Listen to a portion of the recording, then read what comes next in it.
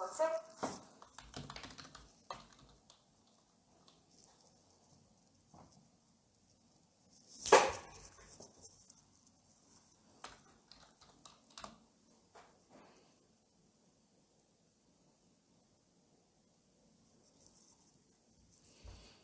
Boa noite, pessoal. Estou aguardando a Nayara, que ela teve um probleminha técnico. Então, daqui a pouquinho ela já entra já e a gente vai continuar.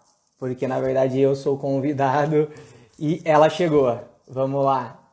Me manda o convite, Nayara. Show de bola.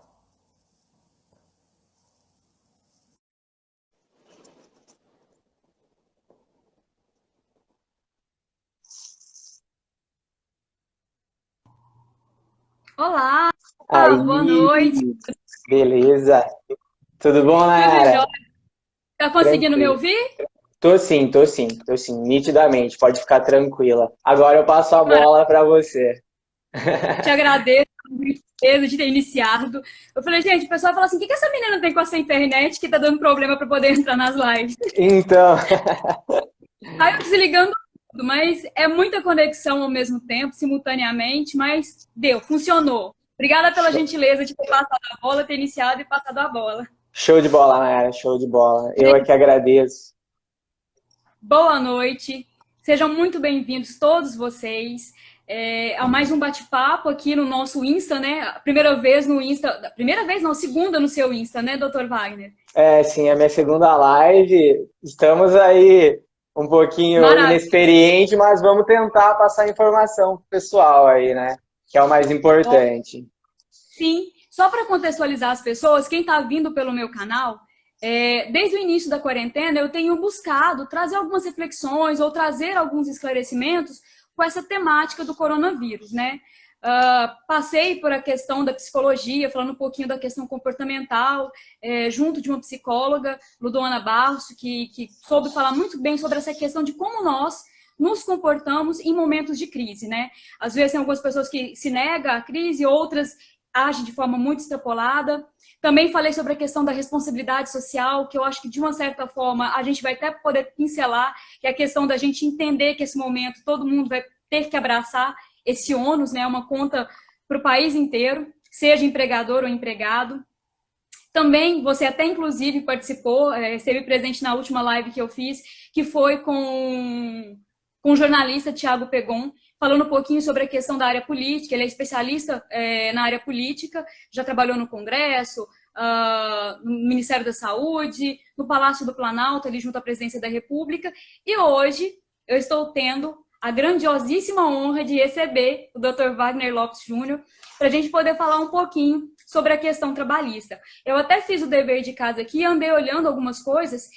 Desde fevereiro, o governo federal já editou 28 medidas provisórias, né? Sim. Não só no âmbito trabalhista, claro, mas na questão da saúde, também na questão assistencial ali com a liberação de um auxílio, né, para as pessoas, para trabalhadores também em questão de vulnerabilidade, principalmente autônomos, e também para pessoas em vulnerabilidade de uma maneira geral.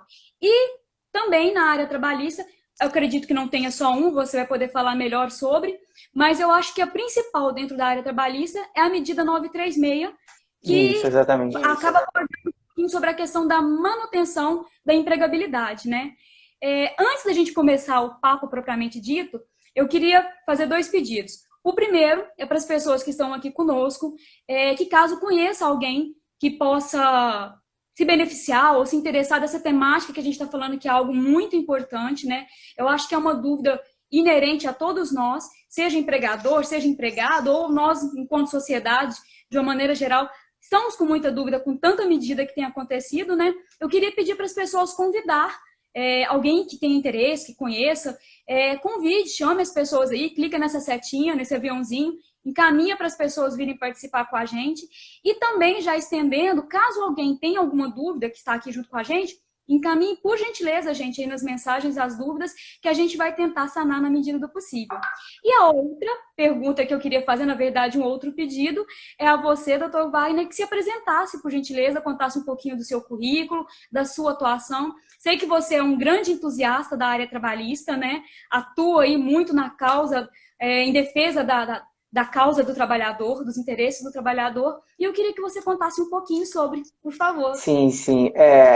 Eu, desde o início da minha atividade como advogado, sempre busquei atuar na área trabalhista, porque é uma história muito pessoal minha, que o meu pai, ele era metalúrgico e tal, sempre trabalhou com metalúrgico, dos ramos que mais aguçam a vontade de buscar o direito trabalhista no nosso país, tendo em vista todo esse desenvolvimento industrial que nós passamos ao longo do tempo, etc. Então, desde o início da minha carreira, eu venho buscando me aprimorar, me aprofundar na área trabalhista. A minha verdadeira paixão. Eu digo que eu tenho vários amores no direito, entre eles o direito constitucional também, que hoje está muito em voga. Hoje eu consegui casar tanto o direito trabalhista como o direito constitucional, porque questões trabalhistas estão sendo levadas para o STF, discutindo a questão constitucional, da possibilidade ou não de ser constitucional ou não a redução do salário junto com a jornada. Então, posso dizer que eu estou num momento muito feliz da minha carreira de estudante e de advogado. Antes de tudo, estudante, né? Mas, infelizmente, diante de uma situação onde o mundo está passando por muitas dificuldades. Então, basicamente, sou pós-graduando em Direito do Trabalho e estou labutando aí nessa área a longas datas. Desde 2014, sou entusiasta e estudante do Direito do Trabalho. Sou apaixonado. Sou aquela pessoa que quando fala da profissão, o olho brilha, porque realmente eu fui uma pessoa abençoada por Deus na hora de escolher minha profissão. Estamos em ótimas mãos. Assim, espero e acredito, tenho certeza que nós vamos conseguir tirar bastante dúvidas de várias pessoas aqui. E assim, eu acho que para a gente iniciar, eu queria até acho que emendar duas perguntas uma na outra. Eu gostaria que você falasse um pouquinho sobre quais as pessoas que podem ser afetadas, ou quais os que mais serão afetados, né, com essa medida que é a 936. Depois você pode até comentar, que eu acredito que não seja só essa, mas iniciando, eu gostaria que você esclarecesse um pouquinho sobre quais os trabalhadores ou quais os indivíduos que mais vão ser afetados ou que vão, digamos, ser atingidos com essa medida provisória e também do que ela se trata, né? Quais as ações que prevê essa medida ou quais as medidas que ela engloba, né, de uma maneira, num contexto geral. Duas perguntas numa. Perfeito, Nayara. Primeiramente, eu acredito que afetados todos seremos, tá? Porque a gente não pode tirar a medida provisória do contexto, tá? Hoje a gente está vivendo uma situação qual a humanidade nunca viveu. A gente já passou por diversas situações de grande dificuldade. Acredito que a maior de todas em 1929, e estão dizendo que essa crise causada pelo coronavírus vai ser maior do que a crise de 29, principalmente nos Estados Unidos e tal, mas só para fazer uma comparação, a gente passou por Primeira, Segunda Guerra, diversas dificuldades. Em 2009 a gente passou por uma crise econômica também muito grande, mas nunca a gente passou por uma situação como essa. Então, o que a gente não pode perder... Sim, é global. Sim, e a gente não conhece o inimigo, né, Nayara? É uma coisa muito nova, entendeu? Então, só para contextualizar, eu acredito que todos nós sairemos perdendo, tá? Todos nós. Eu costumo dizer que o momento agora é de todo mundo perder um pouco, é uma solidariedade que tem que agir aí, que aqui no direito a gente chama de princípio da solidariedade. Então, é isso que a gente tem que perder de vista. Gente, então o que nós não podemos nos esquecer é que todas essas medidas, essas MPs, são medidas excepcionais, para momentos excepcionais. Então, tudo isso que eu vou falar agora não vai servir para momentos normais, onde a economia está estabilizada. Não estabilizada porque ultimamente nunca está, né? Mas em condições normais de mercado, etc. Então, é tudo excepcional. Inclusive, essa MP, ela tem um prazo de validade. O prazo de validade dela é até que dure essa pandemia, essa declaração de estado de calamidade, que é dia 31 de dezembro desse ano, inicialmente. A gente, lógico, que não sabe o que vai acontecer. Mas vamos lá. Então, contextualizando que é uma medida excepcional e todo mundo vai perder, agora eu vou dizer para quem se aplica essa medida provisória. Para todo mundo, todos os trabalhadores da área privada. Qualquer trabalhador da área privada, desde que esteja dentro dos limites legais, ou seja, registrado, etc. Não se trate de um trabalhador que esteja a par disso daí, né? Afastado disso daí, que acontece muito no Brasil, infelizmente ainda, e isso a gente pode tocar um pouquinho mais na frente sobre isso, sobre a clandestinidade do trabalho, falta de registro no português, claro, mas todos os trabalhadores serão afetados, alguns menos e alguns mais, tá? A gente não pode perder também de vista que esse auxílio que vai ser falado aqui ao longo da live, que quando o trabalhador tem a possibilidade de ter seu contrato alterado, reduzindo a carga de horário de trabalho junto com o salário, o governo vai pagar um auxílio, tá? É um benefício emergencial que não se confunde com seguro-desemprego, tá? Então, se futuramente for mandado embora, vai receber o seguro-desemprego normalmente. Então, não tem critérios como tem o seguro-desemprego. Então, primeiro ponto já ticado, não se confunde com o seguro-desemprego. Agora, vamos lá à sua pergunta mais diretamente. Eu acredito que os trabalhadores que mais serão afetados são os trabalhadores naquela faixa de R$3.000 para cima. Por quê? Os trabalhadores abaixo dessa faixa, a compensação salarial que o governo pretende retribuir para tentar passar por esse período, ela se equivale mais ou menos ao seu salário. Por quê? Nós não podemos lembrar que essa medida emergencial, ela tem um teto, que é de acordo com o teto do seguro-desemprego. Entendeu? Então, o teto do seguro-desemprego hoje, salvo engano, está em 1.800 e pouquinho. Deixa eu só confirmar esse dado, para eu não estar falando besteira. À vontade. Só um minutinho. O teto do seguro-desemprego hoje está em 1.813. Então, esses trabalhadores que recebem até 1.900, 1.813 e tal, eles vão ter um complemento salarial, de acordo com o que eu vou falar futuramente, meio que equivalente ao seu salário. Mas a partir daqueles R$2.500, R$3.000 daí para frente, o complemento vai ser limitado. Então, esses trabalhadores serão mais afetados. Se você me permite, Nayara, agora só para entrar, para o pessoal conseguir entender o porquê dessa dificuldade de compensação de valores, de equilíbrio entre salário real e o benefício que vai ser pago, eu vou ter que falar a respeito da possibilidade de redução salarial, tá?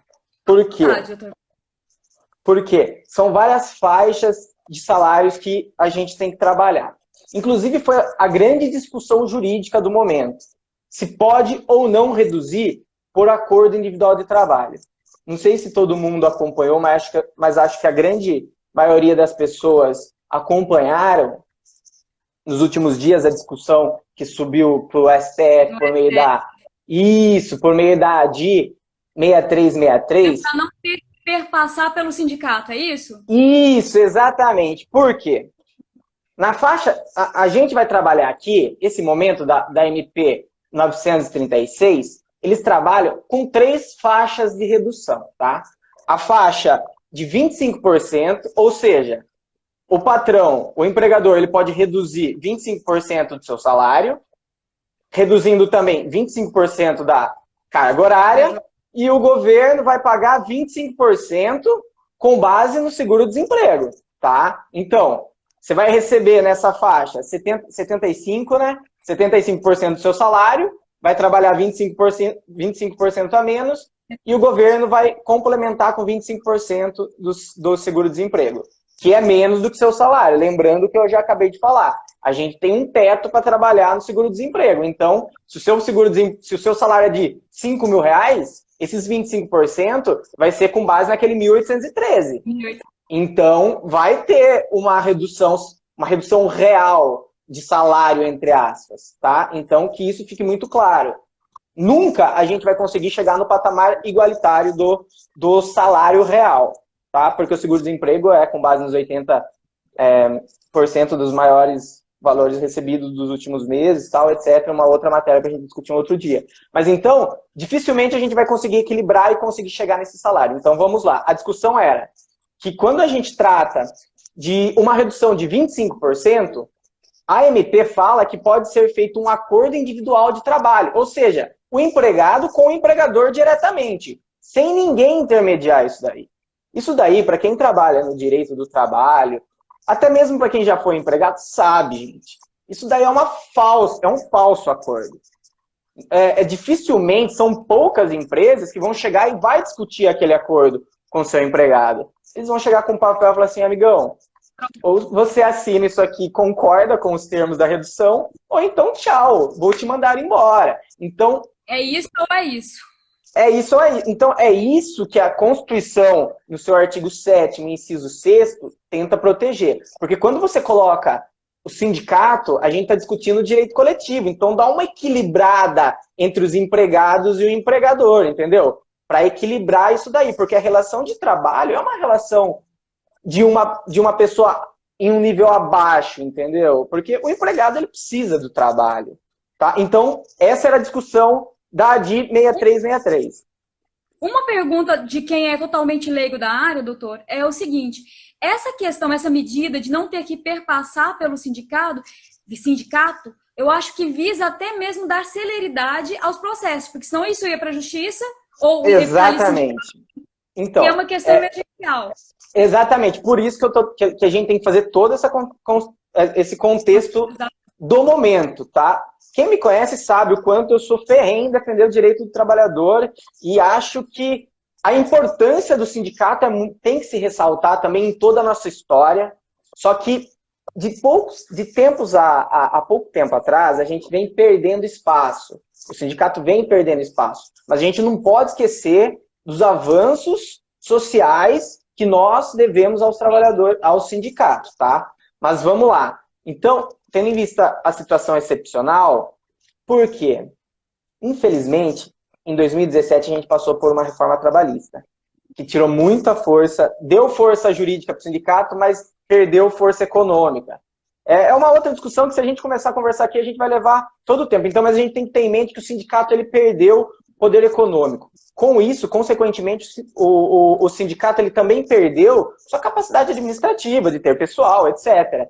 E realmente, eu acredito que hoje o sindicato ele não tem condição de resolver, de decidir, ou então até mesmo intermediar esse número de acordos. Segundo então, até o ministro Gilmar Mendes, ele falou no seu voto que até sexta-feira passada chegou nas mãos do Ministério da Economia, que a gente não tem mais Ministério do Trabalho, 2.400.000 acordos individuais. Você entendeu? O normal, em um ano normal, é ter 45.000. Então, houve um boom de acordo. Impossível o sindicato analisar isso aí a tempo hábil. Aí, o que vai acontecer? Nessa discussão de vai precisar do sindicato, não vai, porque a MP não prevê, o STF teve uma decisão que eles meio que passaram por cima, no português claro, de uma norma constitucional, que é o artigo 7º, inciso 6º, e agora, a partir da decisão do STF, é uma decisão ainda precária, tá? Porque foi uma decisão em face de uma cautelar que foi decidida, então... Isso, de sexta-feira. Então, a partir desse momento, nos traz um pouquinho mais de segurança jurídica em relação a essa possibilidade de um acordo individual quando se trata de 25%. Então, vamos lá, 25%, para eu não avançar muito na parte jurídica, que senão eu me empolgo e vou embora. Então, vamos lá, 25%, não importa o valor do seu salário, você pode sim fazer o acordo individual com o seu empregador. Então, ok, 25%, beleza. A outra faixa de redução de salário e jornada é de 50% e 70%. Aí a coisa começa a mudar, tá? Porque tem bastante veículo informando que qualquer acordo pode ser feito por norma individual, acordo individual. Não. Todos com 25% de redução. Ao tratar de 50% ou 70%, aí a gente vai ter uma outra situação. Se o trabalhador receber até 3.117, ele pode fazer o acordo individual. Isso não é, o que eu vou falar agora não é algo que está escrito na lei, tá? É a minha percepção, o porquê que esses trabalhadores que recebem até 3.117 pode fazer esse acordo individual. Porque a redução do salário dele, em comparação com o que ele recebe já real, o salário global atual dele, vai ser muito pequenininho, entendeu? Lógico, para um pai de família vai fazer diferença, só que a redução é pouca, não é tão grande. Tá? Então, esse trabalhador que recebe até 3.117, seja redução de 25, 50 ou 70, ele pode sim fazer essa redução somente um acordo entre empregado e empregador. Então, ok.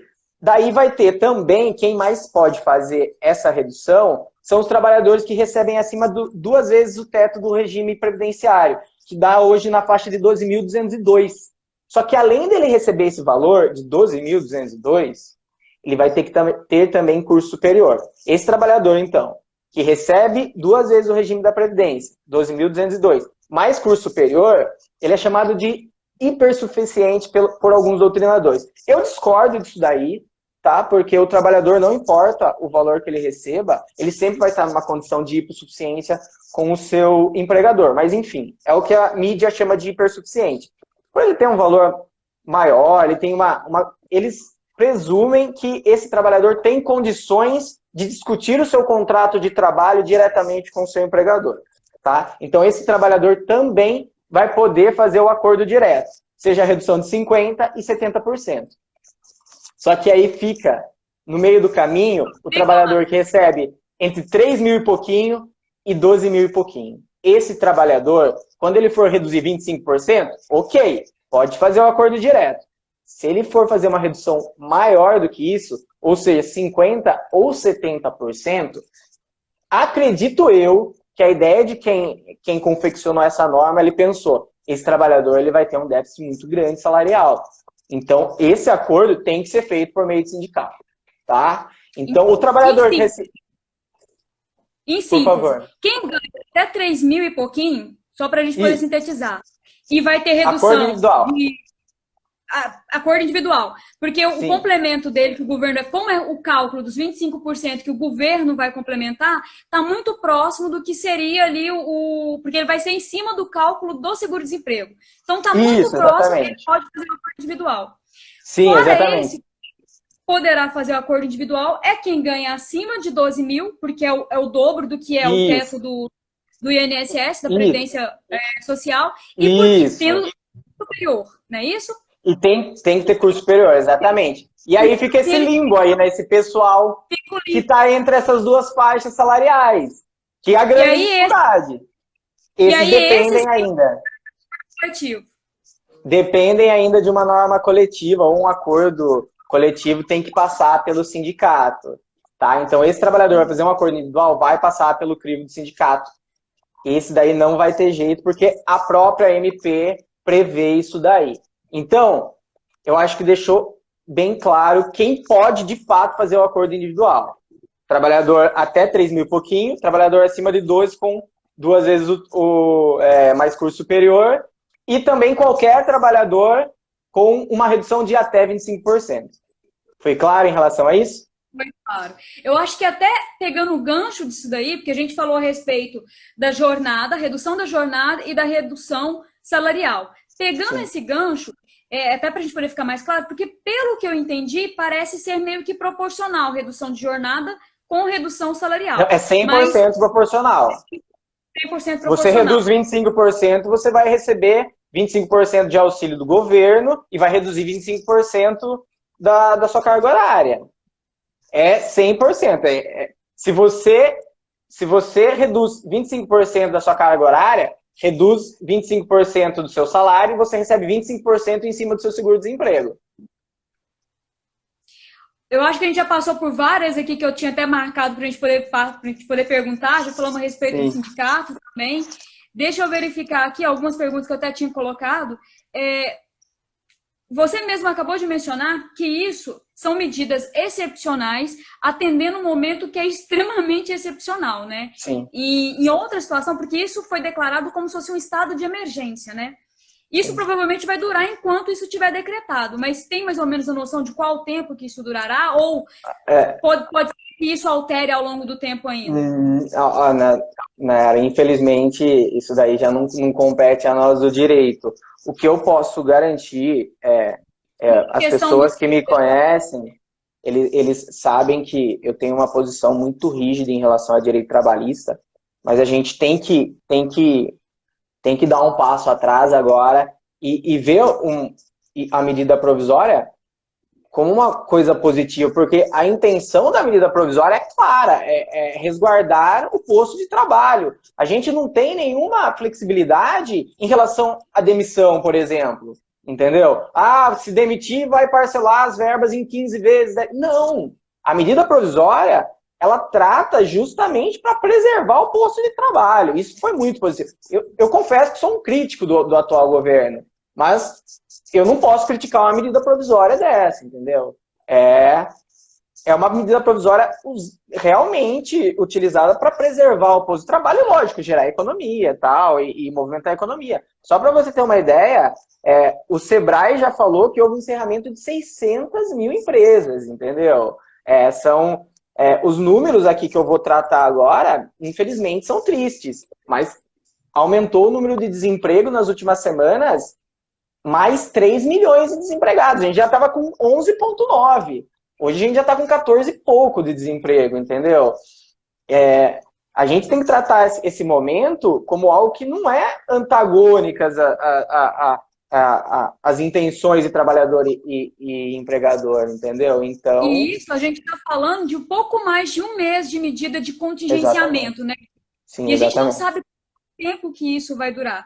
Provavelmente, eu não sei se tem um prazo mesmo fechado em si, mas a medida mesmo... Tem um prazo da medida... A medida provisória tem um prazo legal, sim, que é até o final da calamidade pública, que é 31 de dezembro. Sim, mas isso daí não... E a medida provisória também tem o prazo legal constitucional, que é 60 mais 60, são 60 dias mais 60 dias que ela pode entrar, que ela pode ter os seus efeitos, se o Senado nem a Câmara vier a alterá-la, a cassá-la, etc. Tá? Então isso é uma medida legal constitucional, 60 mais 60. Aí vai passar pelo crivo do Senado e da Câmara para ver se eles vão convertê-la em lei, o que provavelmente vai acontecer. Espero que aconteça, porque senão, pelo amor de Deus... Congresso ainda, né? Não, isso aí... Porque, na verdade, a medida provisória é uma medida que vem do Executivo, vem do presidente, entendeu? É o presidente, porque é muito urgente. E a medida provisória tem, inclusive, isso como requisito. Para você poder expedir uma medida provisória, você não, o presidente, ele tem que provar que aquilo é urgente. E de fato é urgente, gente. É de fato. Então, quanto à validade da MP, não tem discussão nenhuma. Muito atrelado ao estado de calamidade. Desculpa, Nayara, não entendi sua pergunta. É necessário que esteja atrelado ao decreto de estado de calamidade ou independente? Ele tem peso...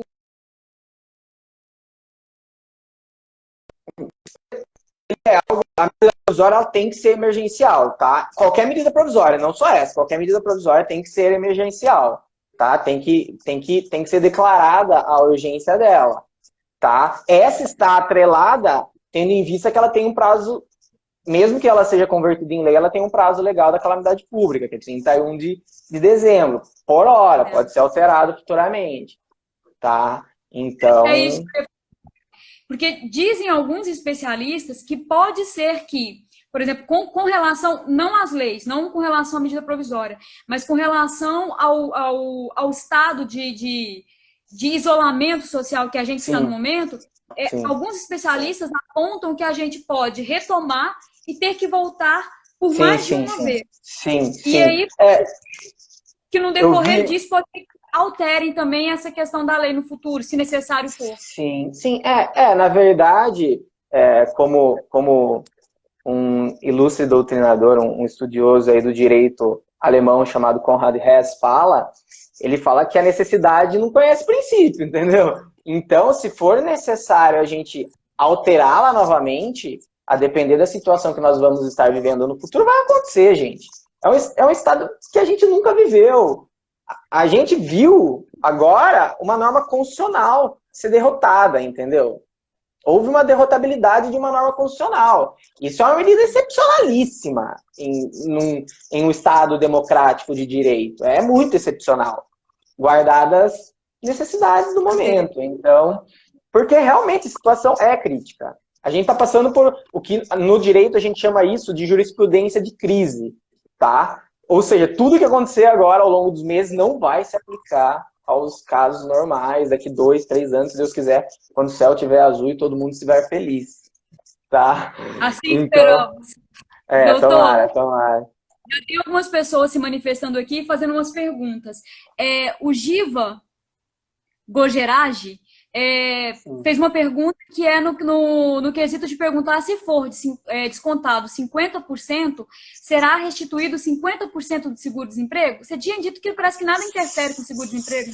Então, Não, Givago, o Givago ele é meu amigo de jiu-jitsu, um grande abraço para ele aí. Givago, é o seguinte, cara, quando há uma redução de 50% do valor do seu salário, você vai receber um benefício, que não é o seguro-desemprego, equivalente a 50% do seu seguro-desemprego. Beleza? Fechou aí? Acabou isso daí? Passa a régua. Se você precisar do seu seguro-desemprego daqui 2 meses, 3 meses, seu seguro-desemprego vai vir integralmente. Pode ficar tranquilo quanto a isso. Não se preocupe com o seguro-desemprego. É só para base de cálculo, né? É só para base de cálculo. A gente utilizou o seguro-desemprego para base de cálculo. Exatamente isso. Ótimo. Eu acho que a gente falou a respeito da garantia do... no período de garantia de emprego, até uma coisa que eu ia perguntar. Após passado esse período, esse processo, é possível que aconteça a dispensa do empregado? Ou tem algum tipo de período de garantia em que o empregado não possa ser demitido? Sim, Nayara, tem o período de garantia, sim. Ele equivale... O período de garantia, ele equivale ao período que você passou por esse momento, ou de suspensão contratual, ou de redução salarial, tá? Então, se você passou 1 mês com redução salarial ou suspensão contratual, que eu acho que é pertinente a gente tratar no próximo tema, você vai ter 1 mês também. Você vai passar por esse mês de redução ou suspensão, mais 1 mês de garantia de emprego. Você pode ser mandado embora durante esse período? Pode. Pode sim. Mas, quando você for mandado embora, desde que não seja uma justa causa, tá? Que a justa causa daí é um outro cenário, você vai perder alguns direitos, inclusive a garantia de emprego. Vamos supor que você foi mandado embora por uma decisão unilateral do empregador, o poder arbitrário, que é um poder que ele tem realmente. Se você for mandado embora, o empregador, além de pagar aquela verba de 40% em cima do FGTS, ele vai pagar mais uma indenização, tá? Que está prevista na MP, que é com base se você reduziu 50%, 25% ou 70% ou 100% do seu salário. Então, cada faixa dessas reduções, ou a suspensão, no caso de 100%, você vai receber o equivalente à redução, à indenização, tá? Então, você pode ser mandado embora? Pode. Só que daí você vai receber uma indenização maior, tá? Mas tem, entre aspas, uma garantia de emprego. A consequência dessa garantia de emprego, quando não for respeitado, essa indenização a mais. Ótimo. Doutor, tem mais uma pergunta aqui, que é da Vanessa Nogueira, e ela pergunta quais são os casos que não pode ser feito nenhum tipo de redução. Existe essa possibilidade? Nenhum tipo de redução é quando o empregador não aceita. Quando o empregado não aceita, entendeu? Ele não é obrigado a aceitar, daí não faz redução, entendeu? A gente tem uma dificuldade que a doutrina está discutindo muito, e se eu falar que eu tenho certeza absoluta, eu vou estar mentindo, porque ninguém tem. A gente não pode perder de vista que é um MP urgente, então algumas lacunas legais ficarão em relação à gestante, que ela vai passar por a gestante que está prestes a entrar no período que ela vai receber o auxílio maternidade. Porque o auxílio maternidade, ele é com base nos seus últimos salários. Você entendeu? E se você reduzir esse salário, o recolhimento junto à Previdência vai ser diferente. E a Constituição garante o salário o auxílio maternidade de acordo com o salário real. da gestante, no caso da mãe, entendeu? Da mãe. Então, essa é uma grande dificuldade. Para as empresas quais eu dou assessoria, eu peço que tome cuidado, não reduzam, faça alguma manobra para não reduzir ou suspender o contrato de uma gestante, porque isso gerou uma lacuna legal que pode futuramente gerar um passivo trabalhista. Essa é uma dificuldade que a gente encontrou na legislação. Então, eu acredito que, de cabeça, assim, imaginando um cenário, a gestante eu não reduziria, nem suspenderia o contrato de trabalho dela. Mas é uma hipótese, tá? É uma hipótese. A única, talvez, com relação ao empregado, que poderia ter um peso, porque os demais empregados caberia o bom senso, né? Porque ou é o posto de trabalho ou correria o risco de, às vezes, perder o seu posto de trabalho. Mas, legalmente, quem ainda está com uma lacuna e que é indicado que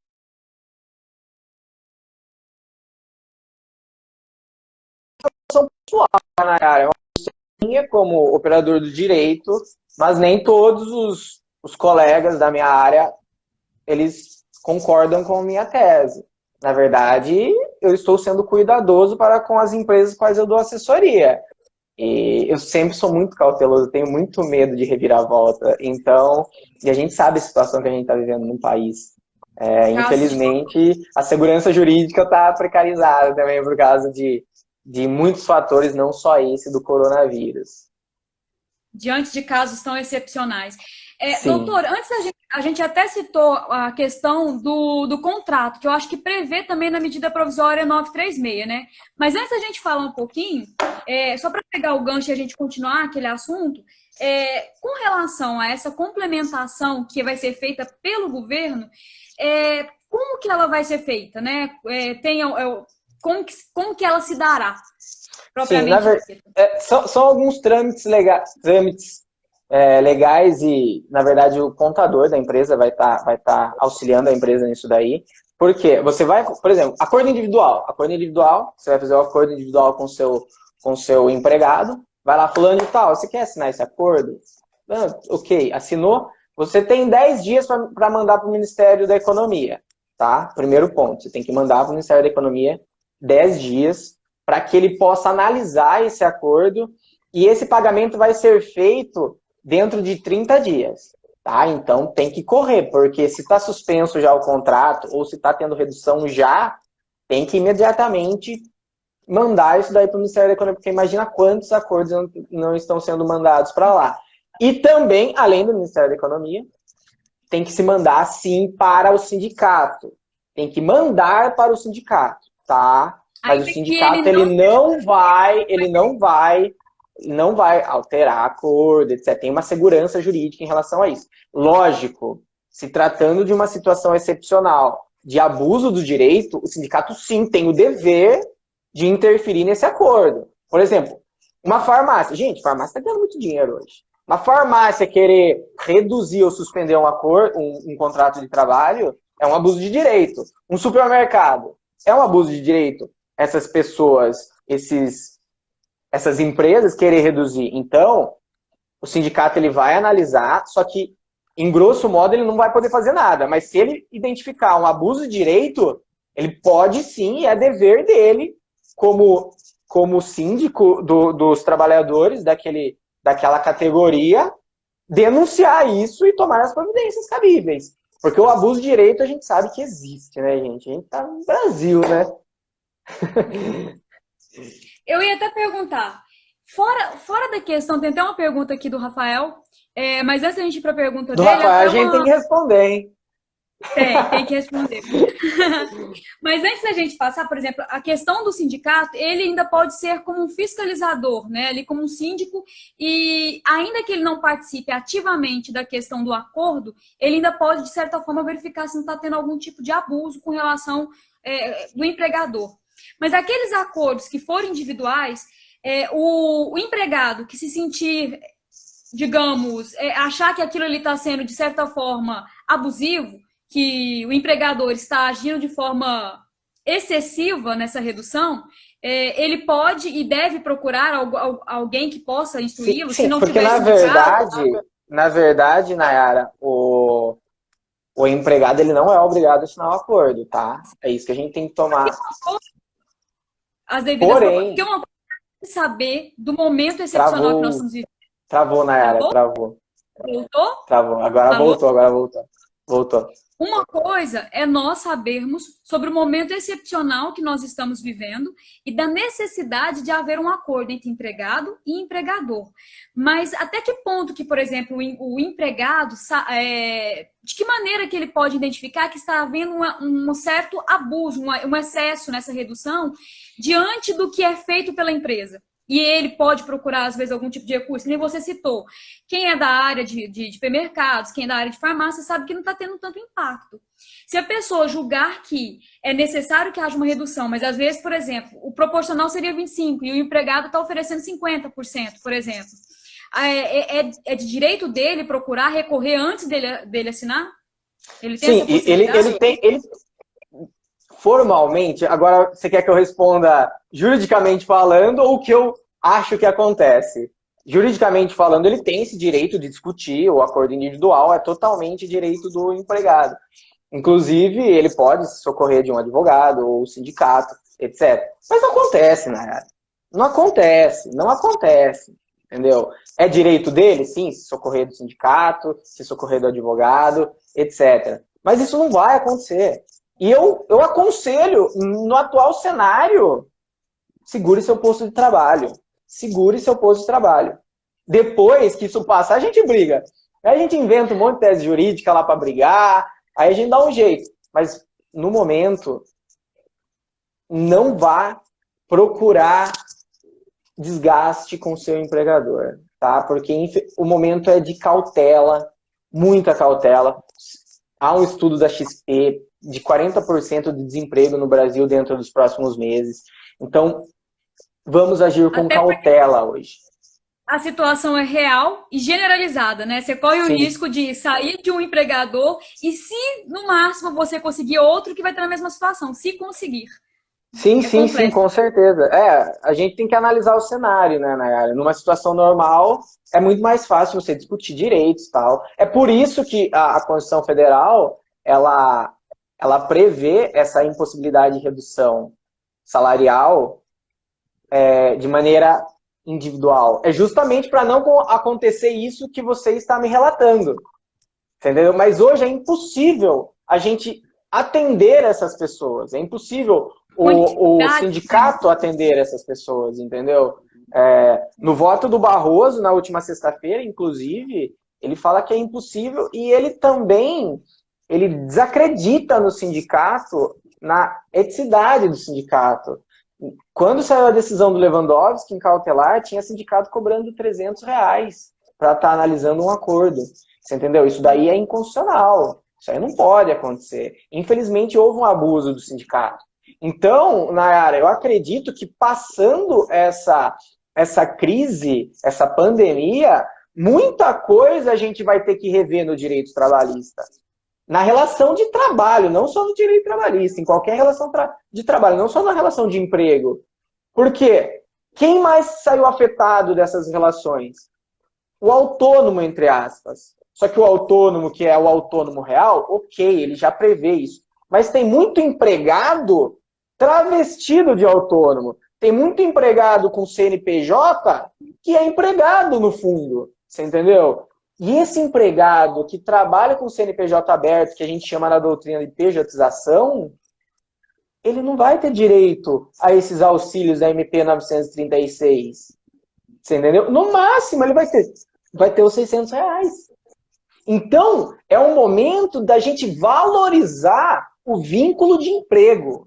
A gente tem que repensar e analisar o vínculo de emprego. O quanto é importante você ter uma relação estável de emprego, que você só consegue isso com um vínculo de emprego real, tá?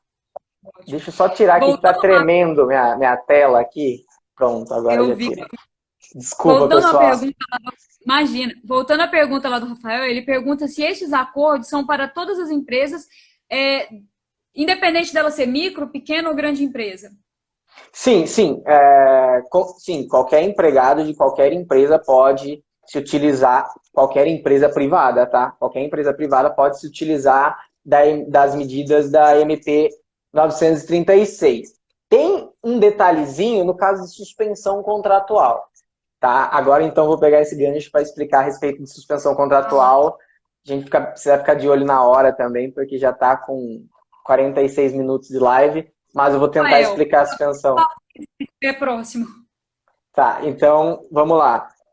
A suspensão contratual, como funciona? Da mesma forma que a gente tratou a possibilidade de redução, tá? Quando for naquela faixa lá de até 3, pode ser acordo, 3 pouquinho de acordo, naquele limbo do meio tem que ser por meio de sindicato, e acima de 12, concurso superior, pode se tratar também de maneira individual, acordo individual. Ok, fechou isso daí.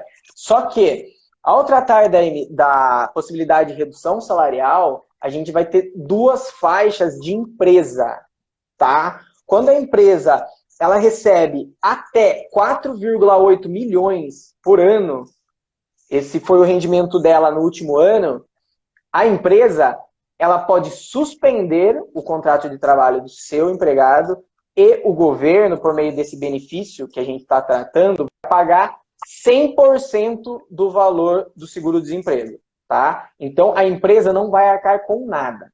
Ela pode fazer um pagamento, um benefício, alguma coisa para esse empregado? Um complemento salarial? Pode, mas isso daí não vai ter natureza salarial. Vai depender de vontade dela. Fechou? Então, para as empresas com até 4,8, pode ser feito de maneira individual. Empresas com mais do que 4,8 milhões anuais. Aí, o governo ele estipulou até uma determinada faixa. A empresa vai pagar 30% do valor real do seu salário, do salário do empregado, e o governo vai pagar 70% sobre o valor do seguro-desemprego. Então, quando tratado de suspensão contratual, a gente divide-se pela empresa, tá? Empresa até 4,8, 100%. Acima de 4,8 de rendimento anual, o governo vai arcar com 70% e ela vai pagar 30% do salário do seu empregado. Ótimo. Doutor, deixa eu fazer uma pergunta. Você acabou de falar e tem mais uma pergunta aqui. A gente falou a respeito que isso vai atingir o pessoal da iniciativa privada. Mas aquelas pessoas que são prestadores de serviço na área pública, sim, mas são terceirizados ou têm contratos, isso é empresa também pode privada. afetar?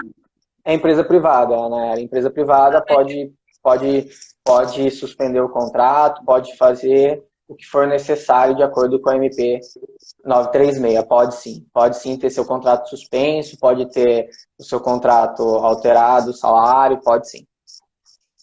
Ótimo. Duas perguntas aqui. Uma é do Brunão Cana, acho que é isso. A pergunta dela é: isso vale para funcionários terceirizados? Que é isso. Mesmo que o sindicato. Beijo, Bruna! Minha prima. Ah, é sua prima? Então, é o que a gente acabou de perguntar, ela perguntou também. Ótimo, sim. Estamos em consonância. E a outra é: a redução salarial pode ser feita no mês vencido ou terá que ser feita no mês a vencer? Pergunta da Adelaide Pinheiro, minha tia. Tá, vamos lá, Adelaide. Deixa eu ver se eu entendi.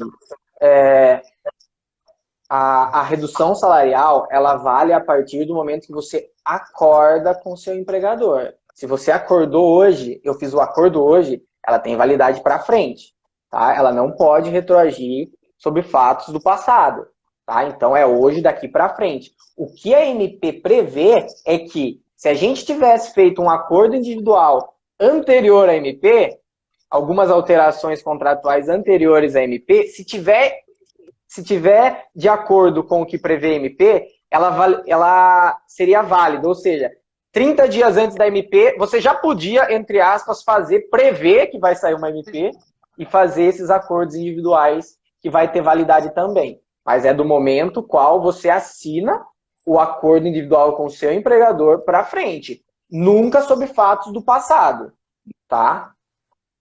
Então, provavelmente, só afeta o mês que ainda vai vencer. Nunca... Sim, o não trabalhado. Você trabalha, você recebe. Você trabalha, você recebe. É o não trabalhado ainda. Só pode afetar aquele mês que você não trabalhou. Porque senão não tem como você reduzir jornada também, não tem como você suspender o contrato sobre fatos passados. Foi claro, Nayara? Eu tô dando mais uma olhadinha aqui antes, eu tô olhando 19h51, tá quase acabando. Mas eu acho que dá pra gente fazer mais uma pergunta aqui. Com relação ao contrato, eu não sei se a gente até comentou com isso. O encerramento do contrato, não a questão da redução, mas o encerramento de contrato, isso tem que perpassar pelo sindicato ou não? O contrato? Não, do contrato de trabalho, do contrato...